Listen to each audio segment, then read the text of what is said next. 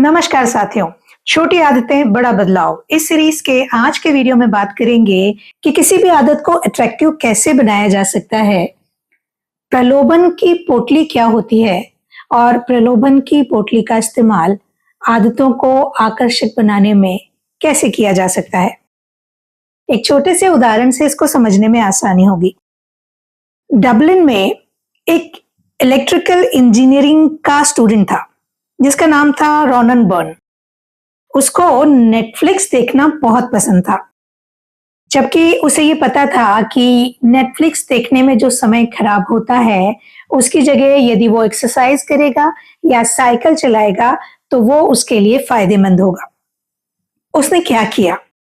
उसने अपनी इंजीनियरिंग की योग्यताओं का इस्तेमाल किया, अपनी स्टेशनरी बाइक को अपने लैपटॉप और टेलीविजन से जोड़ दिया, फिर एक कंप्यूटर प्रोग्राम तैयार किया जो नेटफ्लिक्स को तभी चलाता था जब वो एक निश्चित स्पीड या उससे ज्यादा स्पीड से साइकिल चला रहा हो।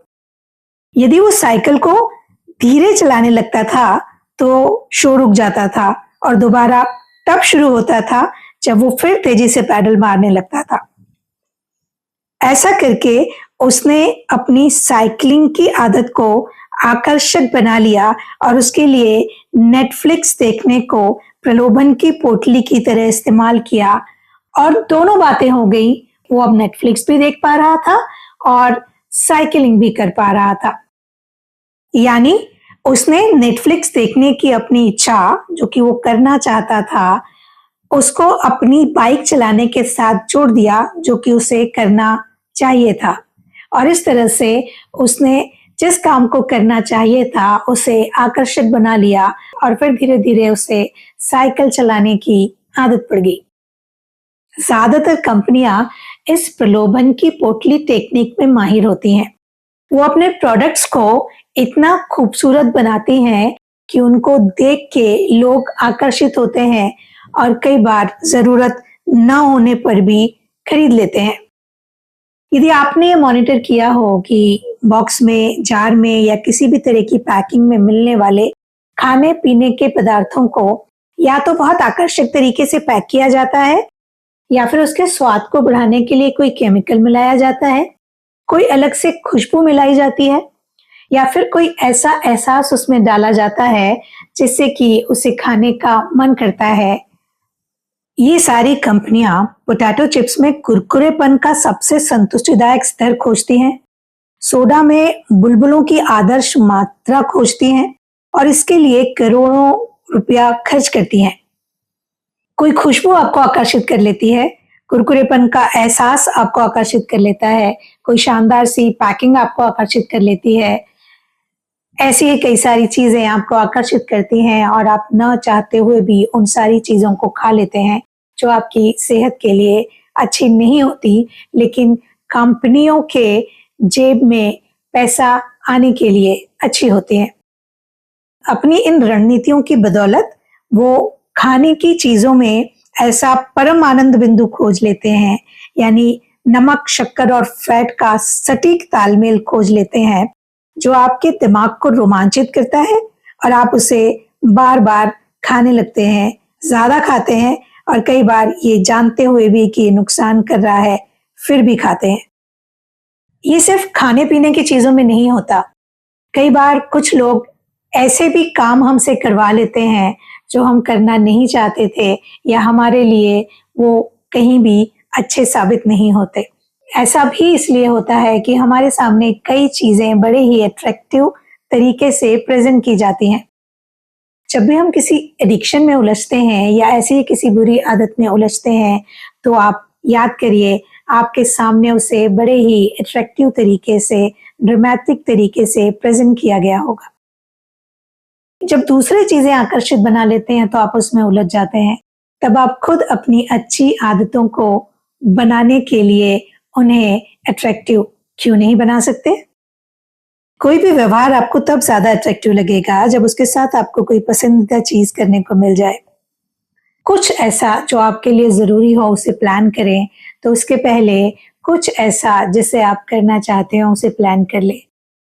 आप जब भी कोई नई आदत डालना चाहते हैं, नया व्यवहार बनाना चाहते हैं, तो उसके साथ किसी ऐसी अट्रैक्टिव चीज को जोड़ लीजिए, अट्रैक्टिव एक्टिविटी को जोड़ लीजिए और फिर आप थोड़े दिन में पाएंगे कि जो जरूरी आदतें आप डालना चाहते थे वो आपके जिंदगी का हिस्सा बन चुकी हैं।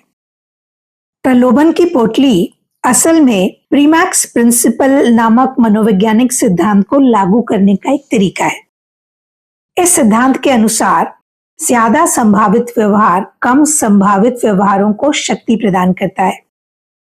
यानी आप भले ही पुराने कामकाजी ईमेल्स को सचमुच क्लीन नहीं करना चाहते, लेकिन फिर भी ये आपकी आदत हो सकती है यदि इसके बाद आपको तुरंत कुछ ऐसा करने को मिल जाए जो आप सचमुच करना चाहते हो और जो आपको बहुत पसंद हो। और इस प्रलोभन की पोटली को यदि आदतों के ढेर वाली स्ट्रेटजी के साथ मिला लिया जाए तो ये और भी कमाल कर सकती है। आइए इसे थोड़ा अच्छे से समझते हैं।